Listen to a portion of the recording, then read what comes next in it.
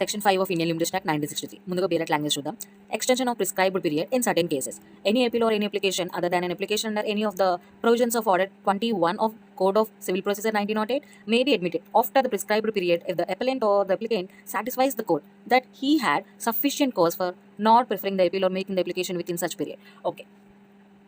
ముందుగా మనం అర్థం చేసుకోవాల్సిన విషయం ఏంటి అంటే సెక్షన్ 5 అనేది లిమిటేషన్ని ఆటోమేటిక్గా ఎక్స్టెండ్ చేయదు.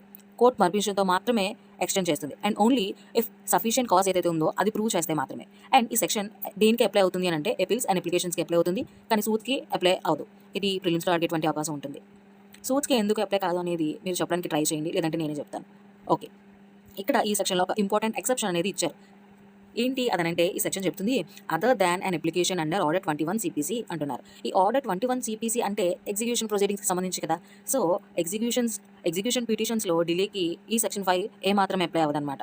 ఇది ఎగ్జామ్లో చాలా ఇంపార్టెంట్ పాయింట్. అసలు సఫిషియెంట్ కాజ్ అంటే ఏంటి, దాని మీనింగ్ ఏంటి అంటే లా ఎగ్జాక్ట్ డెఫినేషన్ అనేది ఇక్కడ ఇవ్వలేదు, కానీ కోర్టు సిచ్యువేషన్ బట్టి డిసైడ్ చేస్తుంది వాట్ ఈస్ సఫిషియెంట్ కాజ్ అనేది. బట్ జనరల్గా పార్టీ నెగ్లిజెన్స్ వల్ల కాదు, జెన్యూన్ అన్అవాయిడబుల్ లేదు అంటే రీజనబుల్గా ఉండేటువంటి విషయం అయితే ఉండాలి.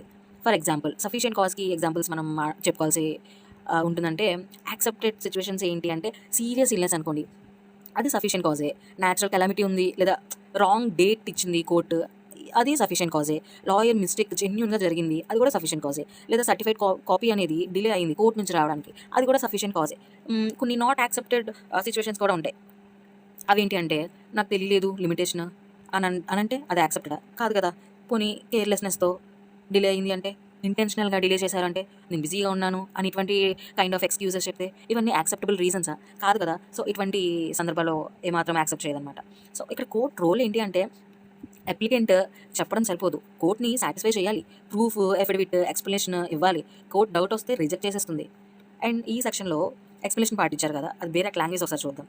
The fact that the appellant or the applicant was misled by an order, practice or judgment of the High Court in ascertaining or computing the prescribed period may be sufficient cause within the meaning of this section. ఇదేం చెప్తుంది సింపుల్గా చెప్పాలంటే high court rule కానీ లేదా decision వల్ల కానీ రాంగ్గా calculation చేసుకుని ఒక పార్టీ ఉంటే అప్పుడు అది సఫిషియెంట్ కాజ్ అవ్వచ్చు అని చెప్తుంది. ఫర్ ఎగ్జాంపుల్ హైకోర్టులో ఒక ప్రాక్టీస్ ఉందనుకుందాం, కాపీ రెడీ అయ్యే వరకు లిమిటేషన్ స్టార్ట్ కాదు అని, అలా ఒక రూల్ ఉందనుకుందాం. అప్పుడు ఒక పార్టీ దాన్ని నమ్మి వెయిట్ చేశారనుకుందాం. తర్వాత కోర్టు చెప్తుంది లిమిటేషన్ ఆల్రెడీ స్టార్ట్ అయింది కదా, మీరే మిస్లీడ్ అయ్యారు అంటుంది. అప్పుడు కోర్టు సెక్షన్ 5ని యూజ్ చేసి డిలేని కాండెమ్ చేయొచ్చు అనమాట.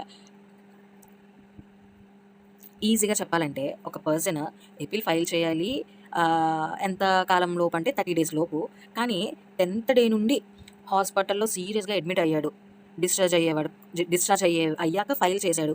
ఓకే, కోర్టు ఏం చూస్తుంది, జెన్యూన్ రీజన్ చూస్తుంది, ఇంటెన్షనల్ డిలే కాదు అని అర్థం చేసుకుంటుంది, సెక్షన్ 5 యూజ్ చేసి డిలే కాండెమ్ చేస్తుంది. ఇటువంటి జెన్యూన్ రీజన్స్లో అయితే యాక్సెప్ట్ చేస్తుంది, అదర్వైజ్ యాక్సెప్ట్ చేయదు. జెన్యూన్ రీజన్ అనేది వెరీ ఇంపార్టెంట్. సఫిషియెంట్ కాజ్ అనేది చూపించాలి.